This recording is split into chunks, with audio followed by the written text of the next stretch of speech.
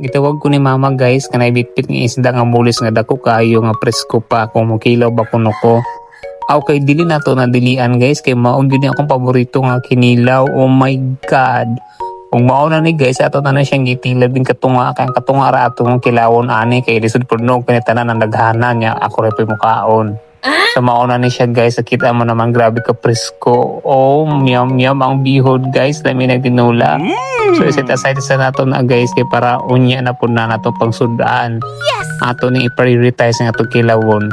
Og ako lang ba guys, nga dili mo kaon og bukog sa kinilaw. Di ko ganahan nga naibukog guys, manang ako gyud ipatanggal din kay nasa tunga bitaw. Kanang na itong mga part, ako na ipatanggal. Pero ganahan ko nang itong mga part guys, pero kanang bukog lang gyud ang di na ako ganahan. Muna ako na ipatanggal, pwede na ito na siya ilabo guys, kaya pwede na siya i-apil sa tinula, sa pagsabaw, lami na siya kaayo. Yes! Huwag akong ipatanggal po ng panit guys, kay na, di ko ganahan mong kilaw guys, nga na ay panit, kay gahi, kaayo ang panit. Kisa may ganahan mong kaon ng gahi.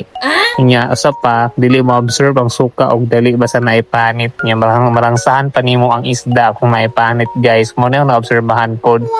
Muna akong ipatanggal. Kung kanang dapit sa tiyan, galisod yung taon po siya o tanggal sa panet kaya nga no, na mura magdaguba na naniyanihaa. Kinahanglan naman yun na o kutsilyo o tirabon. So mauna. Pero kinahanglan yun guys nga tiloko na siya. Dili pwede o dili tiloko no kay sayang mahal ang isda ron. Sama nagmahal sa gasolina. Ug mao na siya guys, sugasan sa nato ug mao na ni ang time nga ato na siya panghiwa-hiwaon. Kung di pa ko ganahan guys, kadagko ang pagkahiwa is small size radyo siya guys. Kaya gusto na ako nga nagkaon. Diretso na sa itong dili kaayo, dagko sa itong dila. Ngunang kinahanglan nga small size ra. Para dali ra po siya maluto sa suka o makaon na po siya dayon. Yes! So maon na ning ingani nga size akong ganahan guys. Ug sa mga nangutana, og di ba ni bawal sa ako ang health kilawon sama sa aking ang doktor ba ibawal basta presko ang isda kung kasabot ta o gisagikan ng isda gipalit pero kanang gikan man gyud ni sa mananagat so ay duda nga presko gyud ni kaayo.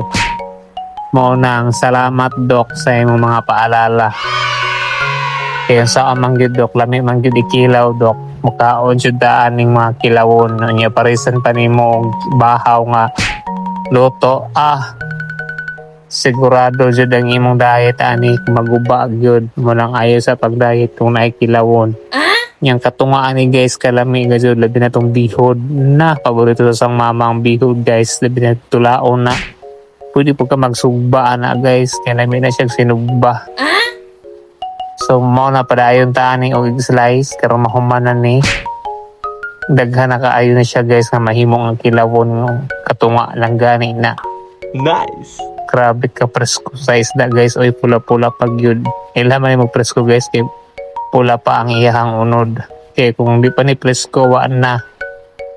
Moro payok-payok na siya.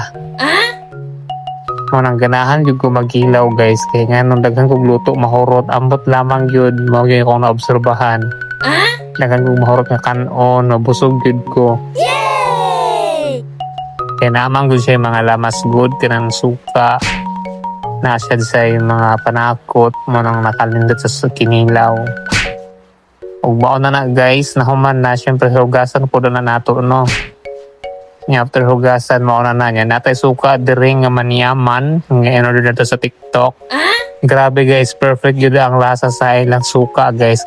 Ang tamis, kahang, o ang kasalong balansi kaayo. Grabe. O yun ko masabi kaya kung gitilawan daan o sa nagibutang direa sa kilawon. O karoon ng gimikos-mikos guys kaya para ma-absorb ng suka sa isda. Nice!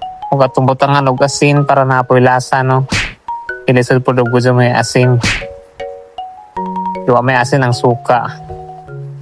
So ato nang gimikos-mikos kinatong ka uban ani ito pa nagpalit og mga lamas. Nagpalit pa siya og kamatis. Kaya wa man tayo may lang lamas diri. So mga ato nang gimikos-mikos para maluto na siya sa suka og diara ang kamatis guys nga fresh from the farm. Bago pag yun ng harvest guys, gikan para sa punuan, manang presko kayo, crunchy guys, lami kilawon diretso. Lami gining presko nga tanom guys no, kay di ka ma-worry kung pila na naka-days nga na stock, pero kanay bago pag yung po sa punuan mo ng lamian gid kaayo. Yan napod may adire nga luyat na. Wala naman talagang budget good mo nang tilok na lang taan eh. Basta lang na mo lasa gamay okay na. Kaysa naman sa wala, di ba? Yes! May na lang na kaysa sa wala gyud. Yan na po tayo sibuyas. Kaya usap po ng sibuyas guys na makahatag og kanang aroma bitaw sa kinilaw. Yes! Lami po na siya guys. Partner sa kilawon. Yan na po dahil kalamansi. Tulura po kabuok. Mga gagmay pa po ng kalamansi. O pagkatubo. Para ka child abuse ang nanguhaan eh. Pero sige lang. Kinaan naman. So mga na is atot na siyang ihalo sa atong kilawon guys. Kay para mo nunot na po ang mga palasa na atong mga panakot tiha.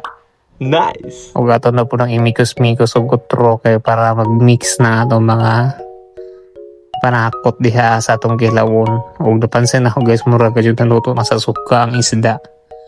Siyempre di pwede ko dyan may first bite ana. Tilawan gud nato na unsa dyan kalami. Manyaman gud guys, lamian gud kaayo. Lami gud kayo ang kilaw guys.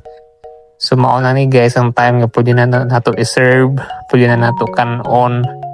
O iandam na ang bahaw kaya ro tumpago nato. Nahala, magkuno tagluto. Ganira ko to ba tong video. Bye bye.